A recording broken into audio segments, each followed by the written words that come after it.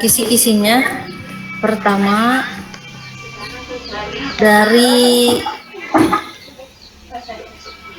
ini tentang optimasi variabel buatan. Berarti ini masuk ke kelompok berapa ya variabel buatan kemarin? Dalam suatu persoalan di mana variabel terdiri dari dua, pertama optimasi variabel buatan dan optimasi variabel keputusan. Ibu akan kirim lagi filenya supaya kalian nanti bisa mengingat-ingat variabel buatan. Sebentar di WA.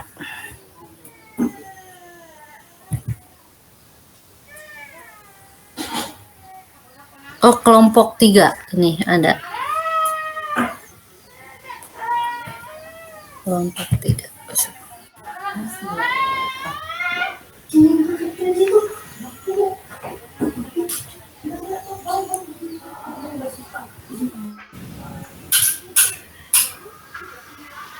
Konsep dasar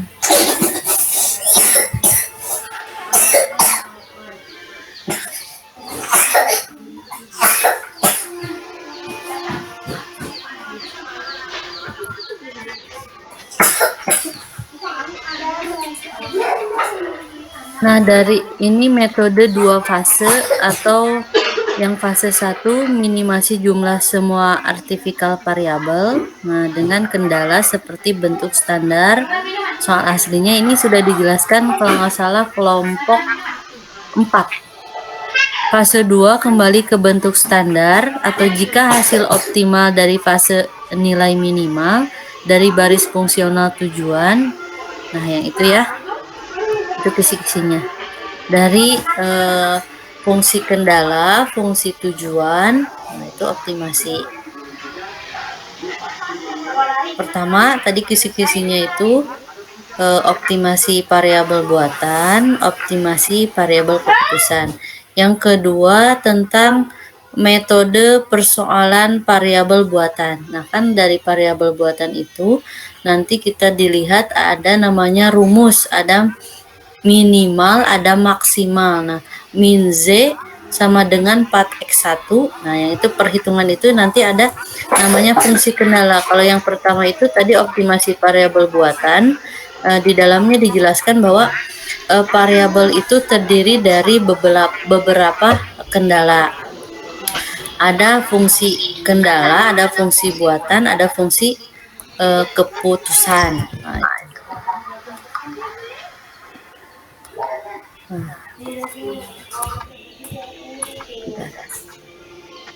itu kan sudah pernah ya yang perhitungan tersebut, nanti kalian tinggal mengolah lagi nilai yang sudah ibu jelaskan dulu tuh kelompok 2. Nah, PPT kelompok 2. Nah, yaitu lumayan ya. Nah, metode simplex atau linear programming, tabel simplex untuk primal simplex. Masih ingat tentang metode kompleks? Nah, tentang definisi algoritma simplex. Algoritma simplex adalah algoritma yang digunakan untuk mengoptimalkan fungsi objektif dan memperhatikan semua persamaan kendala. Itu ada algoritma titik interior, juga ada juga dengan masalah-masalah tentang istilahnya itu ada iterasi, ada variabel non basis, ada variabel basis, ada solusi atau nilai kanan, ada variabel slack, ada variabel surplus, ada variabel buatan, ada kolom pivot, ada baris pivot, ada elemen pivot, ada variabel masuk dan variabel keluar. Nah, ya itu sudah dijelaskan sebelumnya. Ada juga tentang bentuk baku dan tabel simplex. Belum muncul ya? Belum Ibu. Belum ya. Tunggu dulu sebentar ya.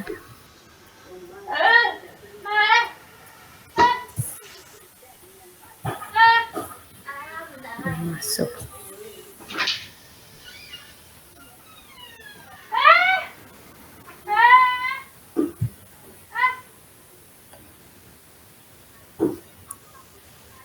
Sudah masuk? Sudah ada Ibu. Sudah ada. Nah ini ya, kita review lagi tentang bentuk baku dan tabel simplex.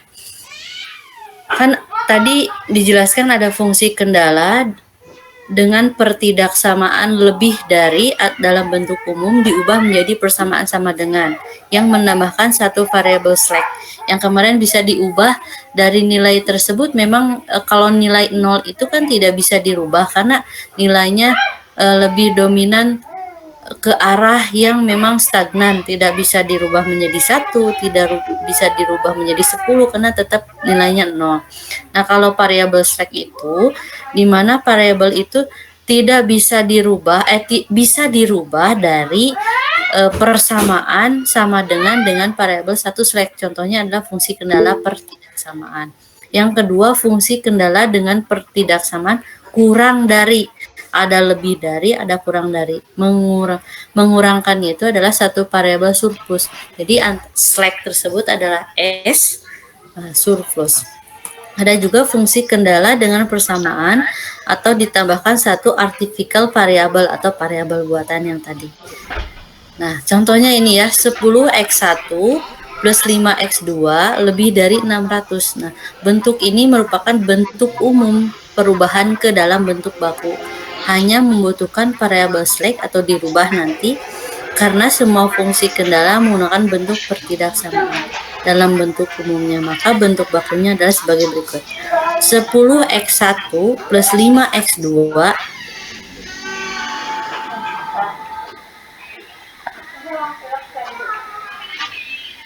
variabel slack. Jadi nilainya tetap namun ditambahkan bentuk slack atau ditambahkan simbol yang ada pada variabel tersebut yaitu S1. Ini mudah ya. Nah, adapun tahap-tahap dalam menyelesaikan program linear dengan metode algoritma simplex. Nah, ini maksudnya nanti ada di soal ya, yaitu maksimalis Z sama dengan 3x1 plus 5x2. Sebelumnya juga UTS kan ini sudah pernah ya? Iya Bu, pernah. Dulu? Nah, pernah. Ini juga sama nanti di dalam soal UAS ada. Kita tinggal mengingat-ingat saja dari rumus atau dari penjelasan Ibu yang sudah dijelaskan sebelumnya. Atau kelompoknya juga sudah pernah ya. Ada fungsi tujuan, ada fungsi kendala. Fungsi tujuan itu adalah rumus yang sudah ditentukan. Kalau fungsi kendala itu diturunkan nanti nilainya apakah ditambahkan dengan slack, ditambahkan dengan artikel, ditambahkan juga dengan fungsi kendala yang lain seperti pertidaksamaan atau juga dengan variabel surplus. Contoh ini fungsi kendala 2x1 lebih dari atau kurang dari ini? Kurang lebih dari. Gimana? Lebih kurang dari. dari. Kurang dari. Sebentar ya. Nah, ini contohnya. 2x1 kurang dari 3. 3x2 kurang dari 15. 6x1 plus 5x2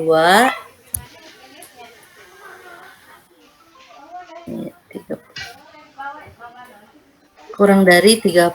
Nah, langkah penyelesaiannya ubah fungsi tujuan dan fungsi kendala ke bentuk standar atau implisit. Sekarang Ibu akan kirim ini ya, takutnya Ibu lupa.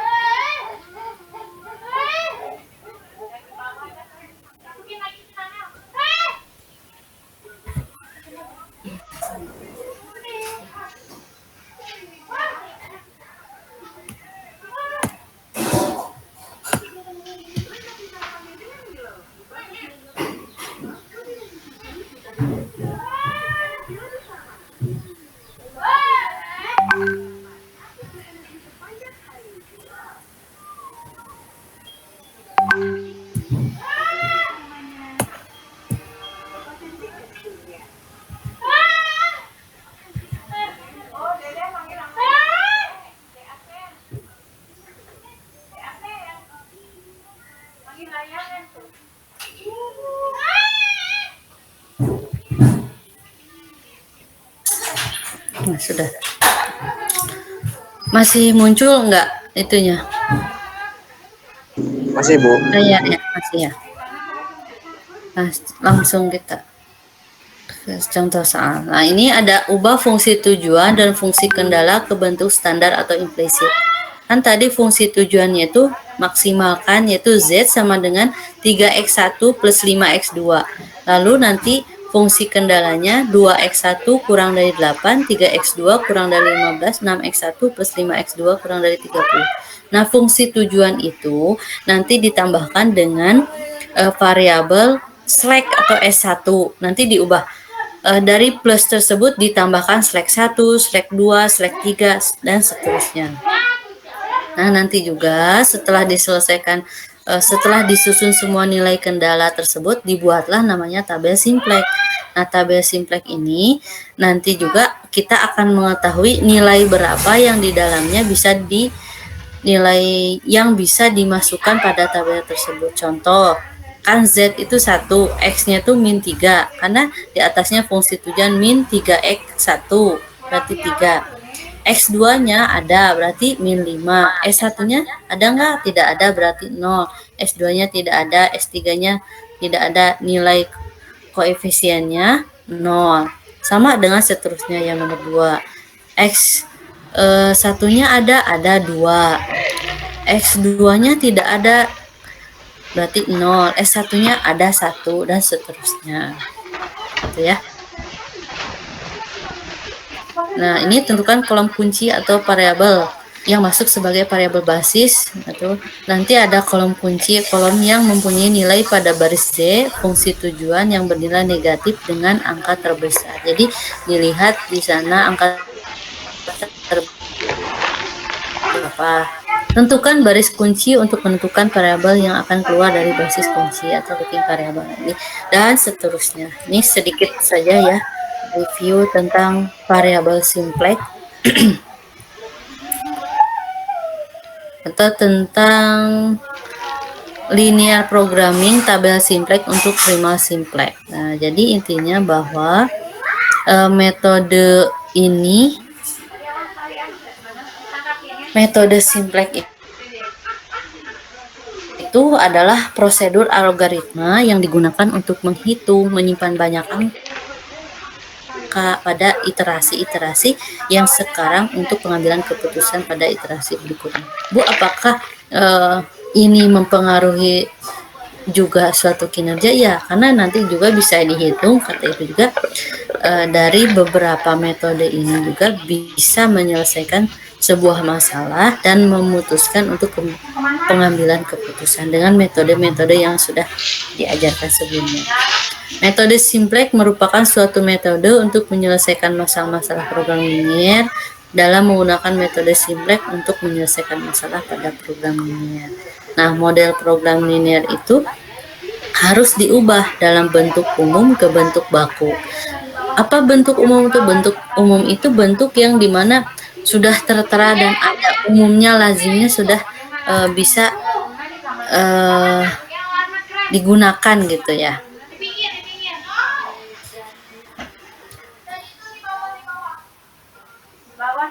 Ciri-ciri dari bentuk baku model program linear adalah semua kendala berupa persamaan dengan sisi kanan non-negatif, fungsi tujuan, fungsi kendala, fungsi variabel keputusan, maksimum, minimum. Nah, itu juga semua ada pada metode simplex atau variabel buatan.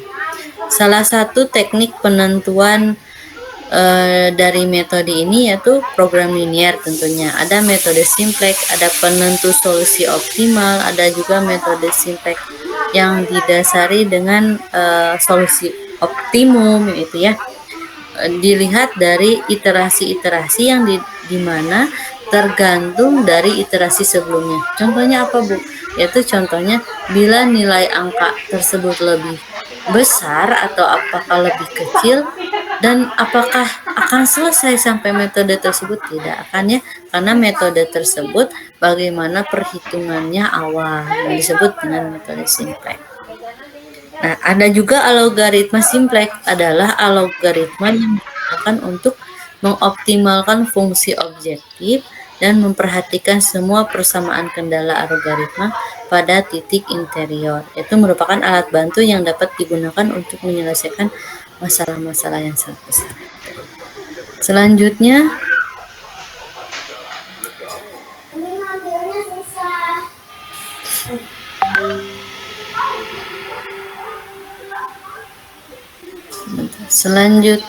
tentang tadi ya, tentang variabel buatan, ya, tabel awal atau optimum gitu ya.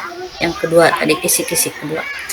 Yang ketiganya tentang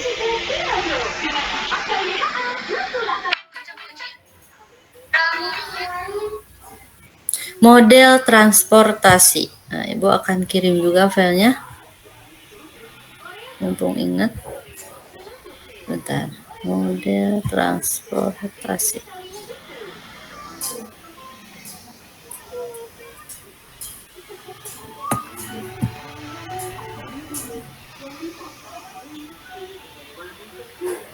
Metode transportasi optimal.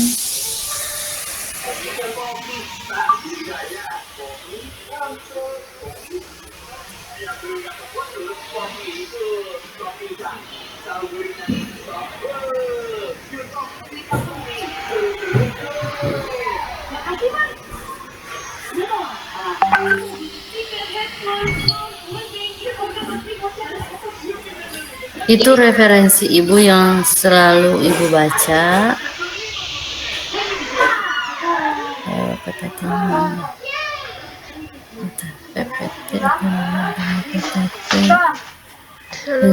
Beli naon? dua fase. Beli apa kan? Ini ada bulu mata juga. Kan buat keundangan. Keundangan. Sudah kau. Kerudung siapa? Nah, itu. Enggak. Lama kamu. Enggak.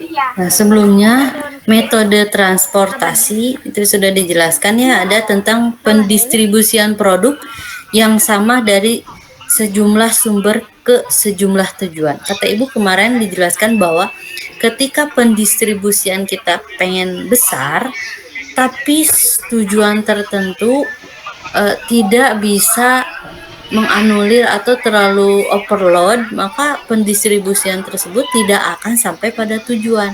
Memang pendistribusiannya itu telah mencapai sasaran gitu ya, telah penuh, banyak gitu ya, membutuhkan juga jumlah yang banyak karena dengan kinerja yang bagus. Tapi ketika metode transportasi itu tidak bisa mencapai pada titik tujuan, maka nanti banyaknya kendala juga yang akan didapatkan, bukan hanya keuntungan dari sebuah produksi gitu ya, tapi kita juga harus memikirkan bagaimana produk tersebut sampai pada tujuan dengan produk tersebut dengan utuh, baik, rapih. Nah, itu sebentar.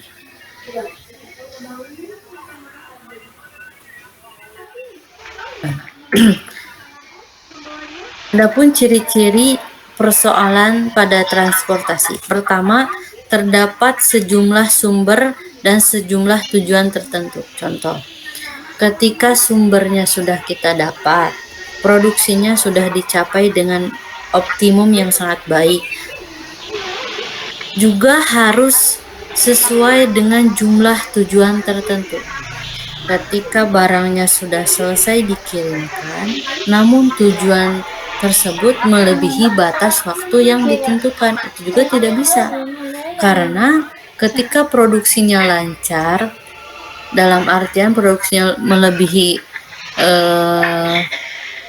produksinya itu bisa mencapai apa yang diinginkan gitu ya, tapi tujuan tertentu tidak bisa disampaikan. Pertama, jalannya rusak. Yang kedua, tujuan tertentu kapasitasnya tidak melebihi pada standar-standar yang sudah ditentukan. Itu juga sangat bahaya. Jadi aku Yang record kedua, teman aku kuantitas komoditas atau barang yang didistribusikan dari setiap sebentar. Bisa ngedit di situ. Dari setiap sumber dan yang diminta oleh setiap tujuan besarnya tertentu. Tentu, kuantitas komoditas itu menentukan juga barang yang akan disampaikan. Kalau kita terlalu banyak di truk tersebut gitu ya, atau box tersebut, maka nanti overload terlalu banyak, bukan hanya memasukkan barang pada box tersebut sudah sampai tujuan, bukan, tapi barangnya masuk ke dalam box tersebut tapi masuk juga ke tujuan tertentu, dan itu tidak mungkin gitu ya, karena barangnya terlalu besar. Jadi gini, keinginannya besar untuk bisa sampai pada tujuan, tapi kuantitas komoditasnya tidak bisa disampaikan. Karena apa? Pendistribusiannya pada setiap sumber yang akan disampaikan tersebut, ada titik-titik di mana kita tidak bisa sampai pada titik tersebut. Itu pertama, kendala di jalan. Yang kedua, mobil yang akan dibawanya itu apakah sesuai dengan standar, itu ya. Yang ketiga, komoditas yang dilalui atau diangkut dari sumber ke satu ke sumber tujuannya itu besarnya sesuai dengan permintaan atau kapasitas sumber. Contohnya, ketika produksinya sudah selesai, tapi barang yang dimintanya itu tidak sesuai. Oh, saya tidak suka dengan barang ini. Nah, ini tentu menjadi satu acuan ya pada metode transportasi itu, maka totalnya itu harus diminimumkan. Jadi jangan sampai banyaknya produksi tapi permintaan berkurang. Ada supply, ada demand, ada permintaan dan ada penawaran. Jangan sampai ketika permintaannya naik, penawarannya turun.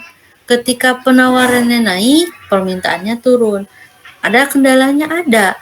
Ketika permintaannya naik, penawarannya turun, maka barang tersebut tidak bisa diberikan pada tujuan tertentu atau sumber pada kapasitas tertentu. Ketika penawarannya naik, permintaannya turun, maka overload juga. Jadi barangnya akan banyak di gudang, tidak tersampaikan pada customer. Yang keempat, ongkos pengangkutan kapasitas dari suatu sumber ke suatu tujuan besarnya tertentu. Tentu ya, ongkos juga mempengaruhi namanya juga transport. Transport itu adalah ongkos. Ketika barangnya sudah ready,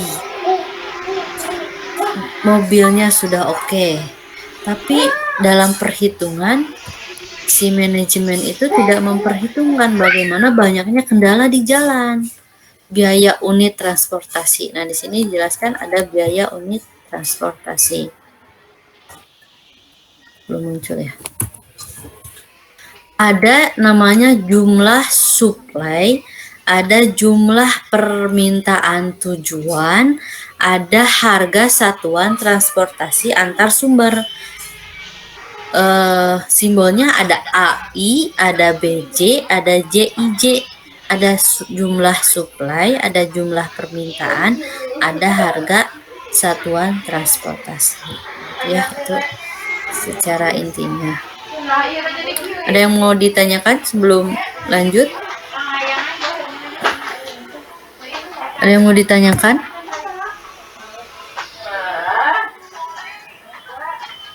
Melinda, Nanda, ada yang mau ditanyakan atau yang lainnya? Tidak, Bu, kalau Nanda.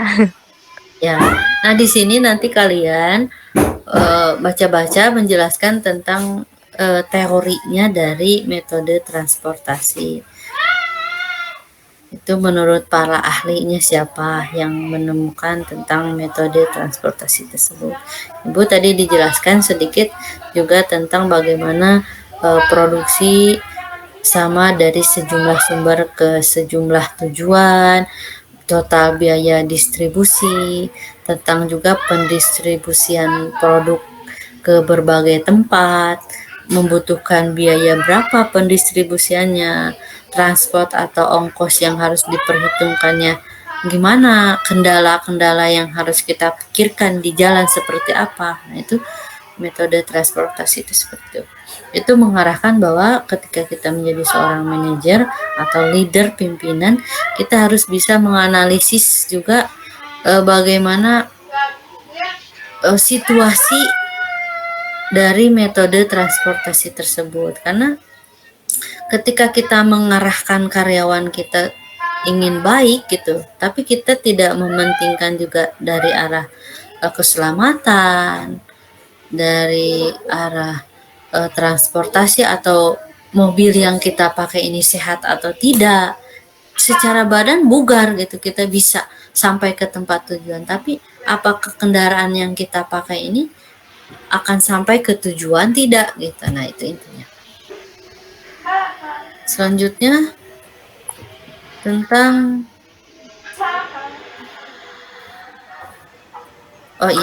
nomor 4 ini adalah ciri-ciri khusus persoalan transportasi yang tadi sudah Ibu jelaskan. Nah, itu intinya. Tadi yang ketiga itu tentang model transportasi. Yang nomor 4 kisi-kisinya itu adalah tentang ciri-ciri khusus persoalan transportasi. Model transportasi kan sudah tadi jelaskan. Tujuan dari model itu adalah menentukan jumlah yang harus dikirimkan dari setiap sumber ke setiap tujuan. Demikian juga tentang biaya transportasi, pasti ingin meminimumkan gitu ya, biaya itu kan pasti sangat besar ya. Biaya transportasi itu bukan hanya, kata Ibu, bukan hanya kendala di jalan saja, bukan, tapi bagaimana kita bisa mengelola pendapatan kita, pendistribusian itu secara optimum, menginginkannya seperti itu. Jadi nggak mau biaya itu lebih besar dari biaya transportasi, pengennya. Karena apa? Karena ada dengan memecahkan persoalan pendistribusian atau alokasi, di mana alokasi tersebut nanti kalian bisa lihat terperinci, ada biaya distribusi, ada biaya optimasi, ada juga biaya dari pendistribusian, itu juga termasuk ya. Yang kelimanya tentang teori permainan atau game teori, Ibu sudah jelaskan. Game teori itu adalah bagian dari ilmu pengetahuan yang berkaitan dengan pembuatan keputusan perusahaan dua pihak atau lebih dari ya, dalam kondisi persaingan atau konflik. Sudah dijelaskan sebelumnya bahwa teori game itu sangat berpengaruh juga gitu ya pada persaingan atau konflik perusahaan. Nah, kan kemarin sudah dijelaskan ada asumsinya. Pertama, asumsinya itu dari model-model game teori itu bergantung pada faktor-faktor banyaknya pemain, jumlahnya keuntungan atau kerugian, banyaknya strategi yang dilakukan dalam permainan. Ada two-person game, yaitu banyaknya pemain dua pihak baik individu maupun kelompok. Ada new person game, yaitu jika banyaknya pemain adalah n pihak lebih dari 3. Ada zero sum game, yaitu jika permainan berjumlah 0 atau permainannya berjumlah konstan, maka kerugian atau keuntungan tersebut permainannya adalah nilainya tetap 0. Ada juga non-zero sum game, yaitu permainan berjumlah bukan 0. Jadi nilainya bukan 0 karena bisa dijumlahkan, misalnya lebih dari 1.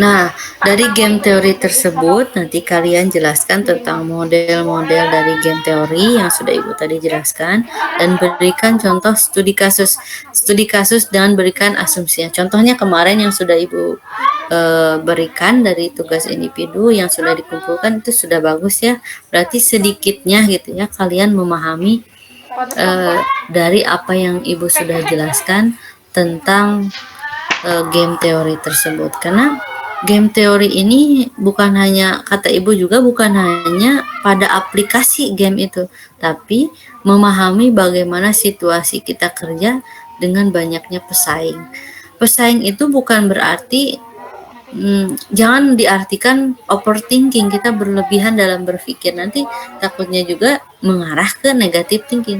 Pesaing itu bisa juga membuat kita membangun atau positive vibes gitu ya, membangun pemikiran yang lebih bagus.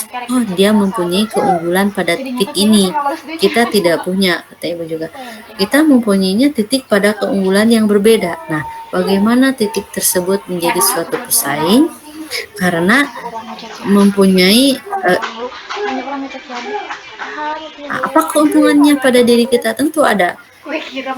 Pada dasarnya teori game itu membuat kita lebih mengartikan bahwa strategi-strategi mereka membuat kita lebih terbangun gitu ya, untuk bekerja lebih baik, bekerja lebih giat, bekerja juga lebih nyaman gitu. Bukan diartikan pesaing itu membuat kita down atau terhenti pada strategi tersebut gitu ya. Ya gitu tentang kisi-kisinya. Ada yang mau ditanyakan dari kelima tersebut? Nah, tolong baca-baca terlebih dahulu ya, untuk lebih memahami tentang mata kuliah yang ibu telah sampaikan dari berbagai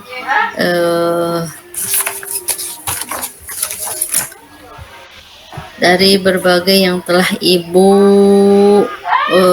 mata kuliah ini gitu ya, tentang metode 2 fase, tentang Big M, tentang juga program linier, metode transportasi, game teori. Nah, itu kalian nanti tinggal baca-baca lagi ya, kalau ada senggang waktu baca-baca lagi tentang mengarah ke riset operasional, karena ini juga masuk ke ranah kinerja, hubungan industrial atau ya, hubungan di mana kita akan menghadapi situasi yang memang tidak akan sama setiap harinya, menghadapi orang-orang dalam kinerja itu gak semua sama, itu harus dihadapi gitu ya.